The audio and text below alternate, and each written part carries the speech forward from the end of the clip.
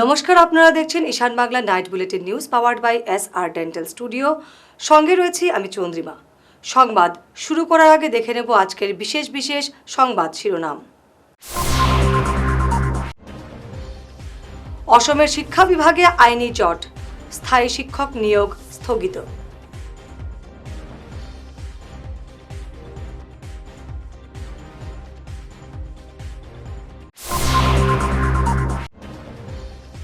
কংগ্রেসীরা মিথ্যা তথ্য উত্থাপন করেন, কমলাক্ষের মন্তব্যে উত্তাল বিধানসভা।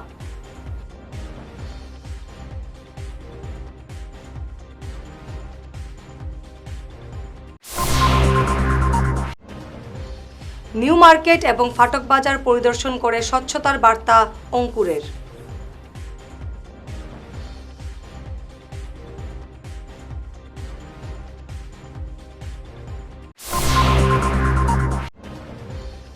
ভারতমালার অপরিকল্পিত কাজ, লাইলাপুরে আবদ্ধ শতাধিক লরি।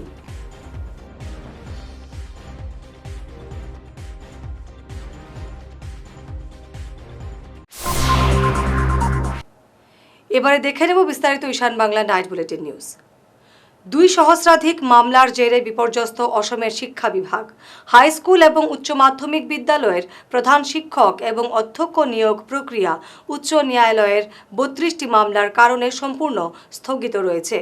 বিধানসভায় শিক্ষামন্ত্রী ডক্টর রনোজ পেগু জানিয়েছেন, এই আইনি জটিলতার অবসান না হওয়া পর্যন্ত স্থায়ী নিয়োগ শুরু করা সম্ভব নয়, যদিও পঠন পাঠন সচল রাখতে যোগ্যদের ভারপ্রাপ্ত দায়িত্ব দেওয়া হয়েছে।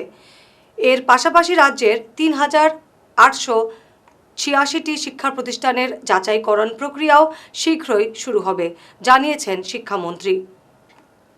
শিলচর নিউ মার্কেট এবং ফাটক বাজার পরিদর্শন করে স্বচ্ছতার বার্তা দিলেন পুর নিগমের নবনিযুক্ত কমিশনার অঙ্কুর দাস। শুক্রবার ফাটক বাজার এবং নিউ মার্কেট পরিদর্শন করেন তিনি। নগরীর বিভিন্ন সমস্যা চিহ্নিত করে দ্রুত সমাধানের উদ্যোগ নেওয়ার প্রতিশ্রুতি দেন। এদিন উপস্থিত ছিলেন নিগমের কর্মচারী, ফুড গ্রেনস মার্চেন্ট অ্যাসোসিয়েশনের প্রতিনিধিরাও, নিউ মার্কেট ব্যবসায়ী সমিতির সদস্যরাও উপস্থিত ছিলেন। মাংস, মাছ, সবজি বাজার পরিদর্শন সহ বর্জ্য ব্যবস্থাপনা খতিয়ে দেখেন পুর নিগমের কমিশনার। নিউ মার্কেট আর ফাটক বাজারে যত ব্যবসায়ী প্রতিষ্ঠান আছে তাদের প্রতিনিধি, আমাদের মার্কেট সেকশন আর SMCর আমাদের যে আধিকারিকরা আছে তাদের সাথে আমরা একবার পরিদর্শন করলাম। ফাটক বাজারের যত ভেতরের অঞ্চলগুলো আছে, যত ফিশ মার্কেটস আছে, যত মিট মার্কেট আছে, ভেজিটেবলস আছে, নিউ মার্কেটের সেই দিকটা wholesale fish market, wholesale vegetable market, সবগুলো আমরা পরিদর্শন করেছি। সেটা ড্রেনেজ সিস্টেম এবং তার যেটা ওয়েস্ট ম্যানেজমেন্ট সিস্টেম আছে সেগুলো আজকে আমরা পরিদর্শন করেছি। তার সম্বন্ধে এখন আমরা একটা পর্যালোচনা সভায় মিলিত হব। আর আমি আশা করি যে আসন্ন দিনগুলোতে একটা লাস্টিং, একটা সাস্টেইনেবল আমরা ওয়েস্ট ম্যানেজমেন্ট আর পরিষ্কার পরিচ্ছন্নতা বা স্বচ্ছতার দিকে এগিয়ে যাওয়ার একটা আমরা পরিকল্পনা হাতে নিতে পারবো। এখনও আমরা পরিদর্শন করেছি, আমরা বিস্তৃতে এ নিয়ে আলোচনা করা হবে, আমাদের গভর্নমেন্ট লেভেলে, মিউনিসিপ্যাল কর্পোরেশন লেভেলে আলোচনা করা হবে। তারপর যা নির্দেশ বা যা আমরা ডিসিশনস নেব সেটা পাবলিকের সাথে আমরা কমিউনিকেট করে দেবো। হ্যাঁ, নিশ্চয়ই আমরা বিগত 1-1.5 মাস থেকে বর্ষার কাল থেকে আমরা চালিয়ে যাচ্ছি পরিষ্কার। আর আমাদের কাছে ফাটক বাজারের যে প্রতিনিধিরা আছে তারা এসে আমাদের সাথে দেখা করেছেন, তারা আমাদের সাথে আলোচনা করেছেন। তার ফলেই আজকে এই আমরা পরিদর্শন ভিজিট আমরা এসেছি। আর আগামীতে আরও ইমপ্রুভ করার একটা আমরা আজকে পরিকল্পনা আমরা আলোচনা করব। নিশ্চয়ই আমরা এখানে যেহেতু এই বাজারটা অনেক বড় একটা অঞ্চলের মানে ক্যাচমেন্ট এরিয়া এই বাজারে আছে, তার ফলে অল্প বিজনেস ভলিউমটা বেশি, তো সেই জন্য অনেক এখানে কাজ করার আছে।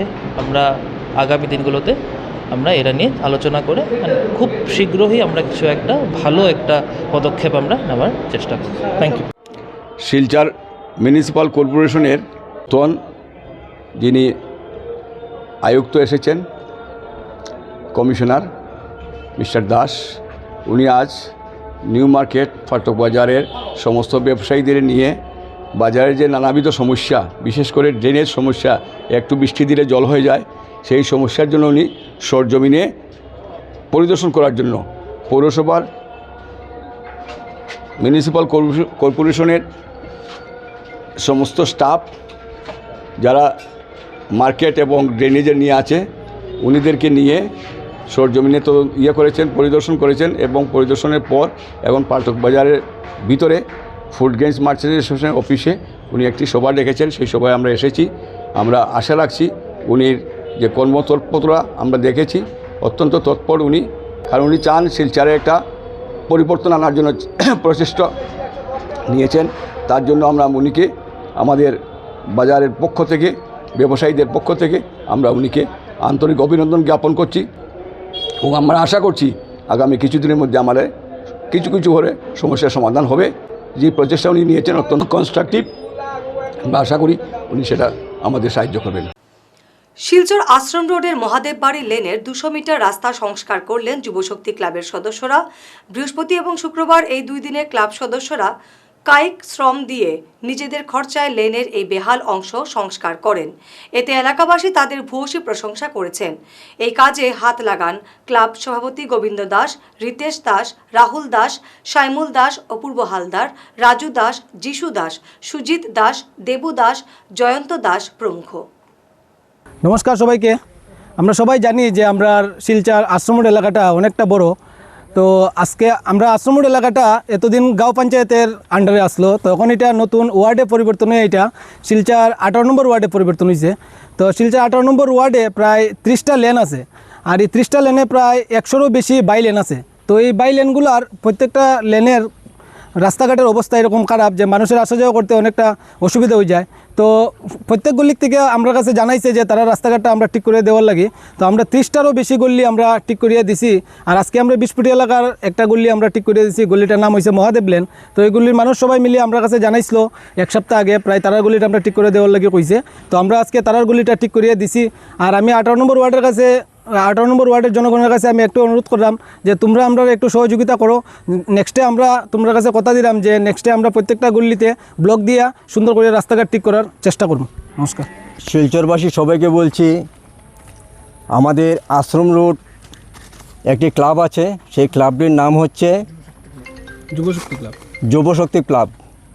তো সেই ক্লাবে আমাদের ছেলেরা অনেকেই আছে, প্রায় 150-200 মতো ছেলেরা আছে। এরা কি করছে, ওই ক্লাবটা মিলে সবার সঙ্গে জড়িত হয়ে পুরো শিলচরবাসীকে নিয়ে সমাজে যেভাবে উপকার করা যায়, কল্যাণ করা যায়, সমাজে যেভাবে ভালো হয় সেই কাজই করছে, সেই চেষ্টা করছে। তো সেই চেষ্টাতে যদি আমরা সবাই মিলে ওদের সঙ্গে জড়িত হই তাহলে মনে হয় খুবই ভালো হবে এবং তারা আরও উপর দিকে যেতে পারবে। বা তাদের জন্য আমরা কী করতে পারি, সাহায্য করতে পারি, তাদেরকে আশীর্বাদ করতে পারি যেন আরও এগিয়ে চলে। তো আমাদের পশ্চিম তপোবননগর 20 ফুটি এলাকাতে একটি গল্লি নাম হচ্ছে মহাদেব লেন। সেই লেনে আমার ঘর, আমার নাম রসময় দাস। ওদের সবাইকে আশীর্বাদ রাখছি যেন চিরদিন ওরা ওই কাজ করে যেতে পারে, সমাজের কল্যাণ করতে পারে, সমাজে ভালো করতে পারে। শিলচর আইজল NH 306 নম্বর ইকোনমিক করিডোরের নির্মাণ কাজ চলছে ভারতমালা প্রকল্পে। অভিযোগ, অপরিকল্পিত কাজের ফলে এক পশলা বৃষ্টিতেই এই জাতীয় সড়কের অবস্থা শোচনীয় হয়ে পড়েছে। জলে কাদায় ভয়ঙ্কর রূপ ধারণ করা সড়কে প্রতিদিন ঝুঁকি নিয়ে চলছে পণ্য বোঝাই লরিগুলো। শুক্রবার সকাল থেকে সড়কের বেহাল দশায় শতাধিক পণ্য বোঝাই লরি আটকা পড়ে। এ নিয়ে বিস্তারিত প্রতিবেদন তুলে ধরেছেন ঈশান বাংলার ভাগাবাজারের প্রতিনিধি বনি লস্কর। গাড়ির লাইন দেখে মনে হতে পারে এখানে কোনো বিবাহ অনুষ্ঠান, হয়তো বরযাত্রী নিয়ে যাওয়া হয়েছে, কিন্তু না, বরযাত্রীর গাড়ি নয়, এটি হচ্ছে লরির সারি। এখানে শতাধিক গাড়ি আটকা পড়ে আছে সকাল থেকে। আমরা বলতে পারি শেষ রাত থেকে এখানে কয়েকটি গাড়ি আটকা পড়েছিল। সকাল থেকে জামটি আরও বেড়েছে। তো কী জন্য বেড়েছে সেটা পরবর্তীতে আপনারা দেখবেন, আমরা ভিডিও ধারণ করেছি গিয়ে। তো মেন কথা হচ্ছে আমরা এই মুহূর্তে আছি লালাপুর ফরেস্ট গেটের সামনে। এখানে শতাধিক গাড়ি বন্ধ আছে সকাল থেকে, এখন পর্যন্ত এই বন্ধটা অব্যাহত আছে। মেইন কারণ হচ্ছে ভারতমালা প্রকল্পের কাজ ঠিকমতো হচ্ছে না বলে এখানে আজকে গাড়ির জ্যাম। আমরা বিগত দিনে দেখেছি এই বাইরেন্টির কাছাকাছি আরও একটি জাম লেগেছিল, সেটিও রাস্তার কারণে, এখানেও রাস্তার কারণে, বরাক উপত্যকার বিভিন্ন স্থানে রাস্তার কারণে জাম লেগে যাচ্ছে প্রতিনিয়ত।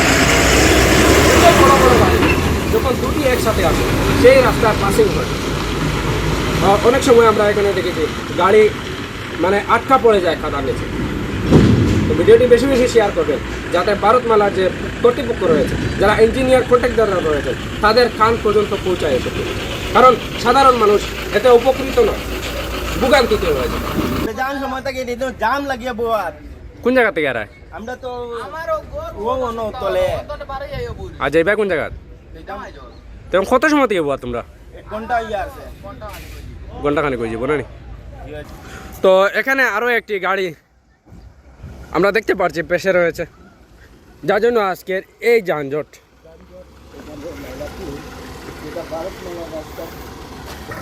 ভারতমালার এই কাজ নিয়ে আমরা বারবার প্রশ্ন করেছি, বারবার আমরা ভিডিও ধারণ করেছি, যেখানে আপনারা দেখছেন ভারতমালার যে এই ভয়াবহ রাস্তার অবস্থা। আর কিতা কইবা, সরকারের দোষ এগুলা, রাস্তা বানায় না, কিছু বানায় না, খালি পয়সা লয় টুলগেটের। এটা আজকে তুমি কত সময় জামে আসলে? মোটামুটি 3 ঘন্টা। 3 ঘন্টা সময় জামে আসলে। কিতা কারণে জামে আসলে? ওই রাস্তা খারাপ, গাড়ি ফাঁসে। দাদা কই থেকে? আইজলপরা। তো আপনি এই ব্রিজের তল দিয়ে যাব পারে নাকি? না পারে। আপনি কি এতিয়া কি রুকি আছে ইয়াত? আগত গাড়ী ফাঁচি আছে কি কব আপনি, কি কব? এই ব্ৰিজ বনোৱা ইঞ্জিনিয়াৰে ভাল ইঞ্জিনিয়াৰ ভালভাবে বনাই 15 ফুটৰ গাড়ী পাৰ হ'ব নোৱাৰে। কোন পৰা আহিছে আপনি? আইডলৰ পৰা যাবো কোন? গুৱাহাটী। তো আবার একবার বলবো, এই যে একটি হাইটওয়ালা গাড়ি আপনারা দেখতে পাচ্ছেন, এই হাইটওয়ালা গাড়ি এই আন্ডারপাসের নিচ দিয়ে যাবে না, লেগে যাবে। কি পরিমাণের এখানে কাজ করা হয়েছে আপনারা বুঝতে পারছেন। একটি আন্ডারপাসের নিচ দিয়ে গাড়ি যেতে পারছে না, লেগে যাচ্ছে উপরে। তো যে ইঞ্জিনিয়ার এখানে কাজ করেছেন অবশ্যই তাকে আমি সম্মান করি, তিনি একজন ইঞ্জিনিয়ার, অবশ্যই তিনি অনেকটা লেখাপড়া করার পর এখানে ইঞ্জিনিয়ারিং করতে এসেছেন, কিন্তু তিনি কি বুদ্ধি, কি আইডিয়া নিয়ে কাজ করেছেন সেটা বোঝার বিষয়।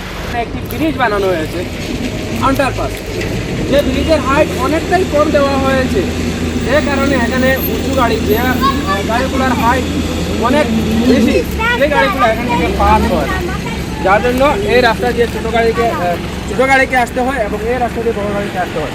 এখানে আপনারা সামনে দেখতে পাচ্ছেন একটি গাড়ি আটকা পড়েছে, এই ড্রাইভারের সাথে হেল্পার নেই, ড্রাইভার অসহায় হিসাবে কয়েক ঘন্টা থেকে এখানে আটকা পড়ে আছে। আর এই যে গাড়ি যাচ্ছে আপনারা দেখবেন,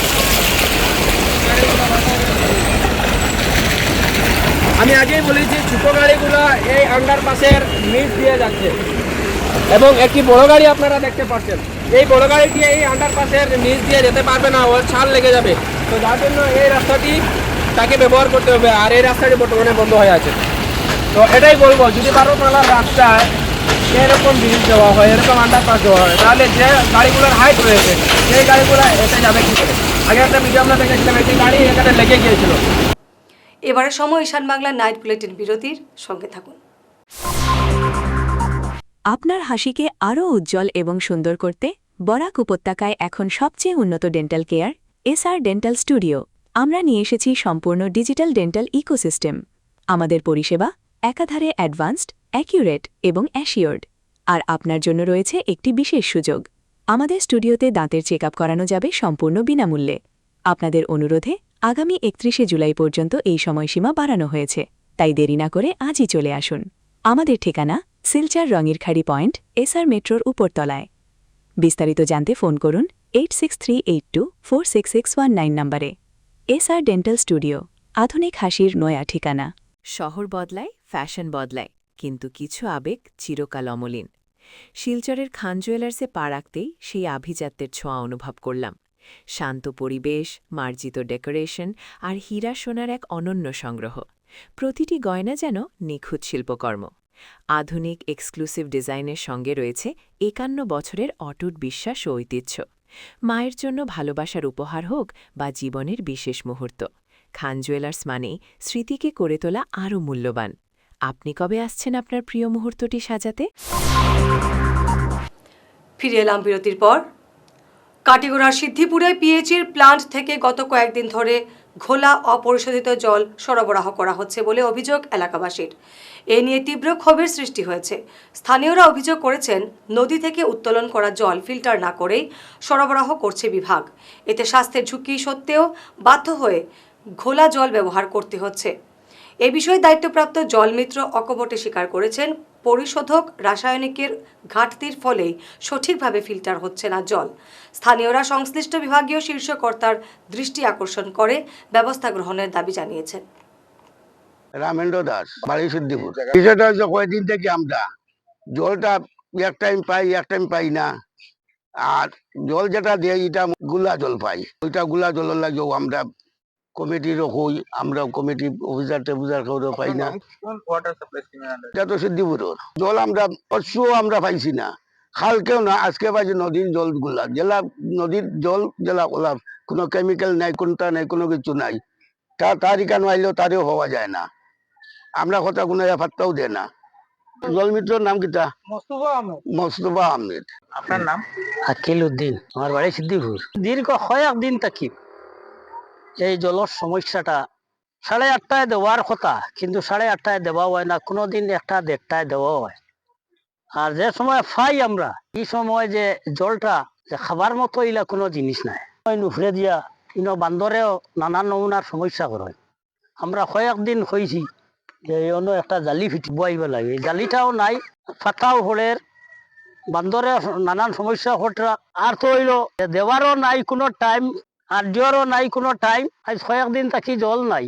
হুসেন রে হইলে জলটা তুমি তুলিয়া দেও, হে দিব আমরা রে, জলটা সরবরাহ করবো। হুসেনে তুলিয়া দে, জল পাওয়া যায় না, কইব এটা নাই, হতা নাই, হতা নাই। তখন তারে আমরা প্রেসার দেই, মেডিসিন তুমি দেও না কেন, তুমি তো তোমার হলে মেডিসিন দেওয়া হয়, তুমি আনো। ই বেটায় কয় সব দিয়া দেই, হে কিতা করে হে জানে। সুফা আমার কয়েকদিন তারে আমি বুঝাইছি, কয়েকবার বৈঠক করিয়া তারে খোয়া হয়েছে, কিন্তু জলটা সাপ্লাই দেয় জল মিত্র।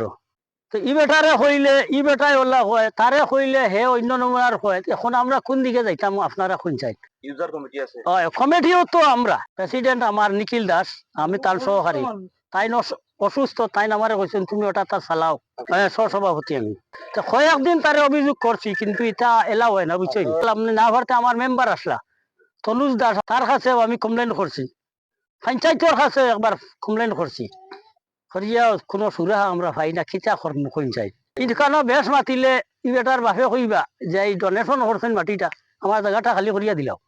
তা লাগি মাতিলে তান বাপে মাতে, তান মায়ে মাতে মানুষ লাগি। আমার নাম আব্দুল বাসির। আমি সকালে, আজকে আমার মা গড় নাই, আমি সকালে জল তুলাত লাগছি। আমার মা প্রতিদিন কইন যে জল ঔষধ মিক্স করতে লাগে, আমরা গড় আনি, আমি এলাম এই সেই আছে ঔষধ মিক্স করি, আমরা ঔষধ খাইতে লাগে দীর্ঘদিন থাকেন। আরে আমি তো খাই নিলাম মনে করিলেন, অন্য অন্য গড়া আছে, এগুলা কি করব? আমরা এই খাটিগড়া, এই বরাক উপত্যকা খাটিগড়া কাছাড় ডিস্ট্রিক্টের যে সিদ্ধিপুরের যে পিএইচিটা আছে, এটার যে হাল, এটা একদম বেহাল হয়ে গেছে। আমরা অনেকদিন ধরে আমরা গ্রামের অভিযোগ, অনেকে আমরা গ্রামের চাচা বাতিজা ভাই সবাই কইছে, আবদার করছে, কিন্তু তারা এটার আপনার পাত্তা দিছে না। ঔষধ খায় কিন্তু ঔষধ দেয় না। আমি ওখানে আমার হুসেন ভাই আছেন, আমার বড় ভাই, তাইন কইছেন ঔষধটা দিছেন, কটার সময় দিছেন, কোন টাইমে দিছেন, সবকিছু ডিটেলস আছে, কিন্তু ঔষধ দেই না। কি তার লাগিন আমরা ওটাও জানতে চাইমু যে যদি চালাইতে চাইন না, তাহলে তাই ওটা ছাড়িয়া দিন, নতুবা চালাইতে চাইন দিয়ে কমিটি আছে, কমিটির সিদ্ধান্ত করেন। কেউ যদি টেকা দেন, ইলা যদি কোনো মাত কথা থাকে, সিদ্ধান্ত নেন যে টেকা দিছে না বা আমি ঔষধ দিতে পারি না। কংগ্রেসের বিধায়করা সবসময় সদনে মিথ্যা তথ্য উত্থাপন করেন। আমিও কংগ্রেসে থাকাকালীন অনেক মিথ্যা তথ্য উপস্থাপন করেছি। শিক্ষা খাতের বাজেট বরাদ্দের উপর বিরোধীদের আনা কর্তন প্রস্তাবের তীব্র বিরোধিতা করে সদনে কাটিগড়ার বিধায়ক কমলাক্ষ দেবপুরকাস্তের এই অকপট স্বীকারোক্তি ঘিরে উত্তাল হয় বিধানসভা। আসুন শুনে কি বললেন কমলাক্ষ। আজ শ্রীভূমির বিপিনচন্দ্র পাল ভবনে নেশামুক্ত যুবা এবং বিকশিত ভারত কর্মসূচি পালিত হয়েছে। সুস্থ এবং উন্নয়ন দেশ গড়ার লক্ষ্যে আয়োজিত এই অনুষ্ঠানে মাদক মুক্ত যুব সমাজ গঠনে শপথ নেন উপস্থিত সকলে। মিশন রঞ্জন দাস, রবীন্দ্রচন্দ্র দেব এবং জেলা যুব আধিকারিক গৌরব পন্থী সহ বহু বিশিষ্টজনের উপস্থিতিতে এই সচেতনতামূলক উদ্যোগ সমাজে এক ইতিবাচক বার্তা ছড়িয়ে দিয়েছে। দেশের স্বাধীনতার যখন 75 বছর পূর্ণ হয়, তিনি বলছিলেন যে আগামী 25 বছর আমাদের জন্য অমৃতকাল, অর্থাৎ 2047 করতে আমাদের যে আরও 25 বছর বাকি আছে, এই সময়ের কাল আমাদের অমৃতকাল। এই সময় আমাদের দেশের জন্য অনেক পরিবর্তন আনতে হবে। আমরা একটা উন্নয়নশীল দেশ, আমাদেরকে উন্নত দেশের নাগরিক হতে গেলে আমাদেরকে অনেক কাজ করতে হবে। এবং তখনই তিনি ঘোষণা করছিলেন যে আমরা 2047-এ আমাদের দেশের স্বাধীনতার 100 বছর পূর্ণ হবে। আর ওই সময় আমরা একটা বিকশিত ভারত দেখতে চাই। সকলে মিলে এই দেশের 140 কোটি মানুষের কাছে তিনি আহ্বান রেখেছিলেন যে আমরা সকলে মিলে কাজ করতে, যে জায়গাতে আমরা পাই এই দেশের উন্নতির জন্য আমরা কাজ করব। এত বাস্তবতা তিনি আহ্বান করেছেন যে নেশামুক্ত ভারত, নেশামুক্ত যুবা ভারত। দেখেন, যুবারাই কাজ করতে পারে। আমাদের দেশের ওয়ার্কিং ফোর্স, আজকে আমাদের এই দেশের 45% মানুষ যুবক। এই যে ওয়ার্কিং ফোর্স যারা দেশকে এগিয়ে নেওয়ার জন্য যুবক সবচেয়ে আমাদের কষ্ট দরকার। সংবাদ শেষ করার আগে শিরোনাম আরও একবার। অসমের শিক্ষা বিভাগে আইনি জট, স্থায়ী শিক্ষক নিয়োগ স্থগিত।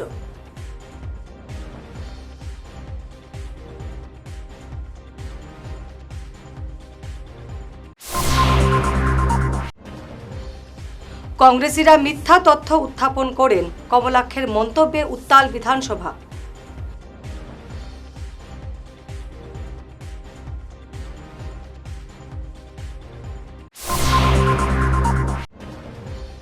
নিউ মার্কেট এবং ফাটক বাজার পরিদর্শন করে স্বচ্ছতার বার্তা অঙ্কুরের।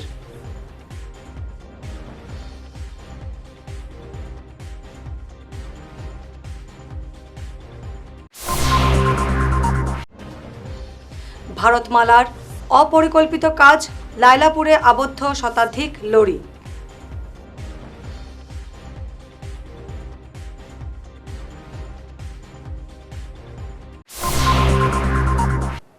আজকের মতো ঈশান বাংলা নাইট বুলেটিন নিউজ এ পর্যন্তই। নমস্কার।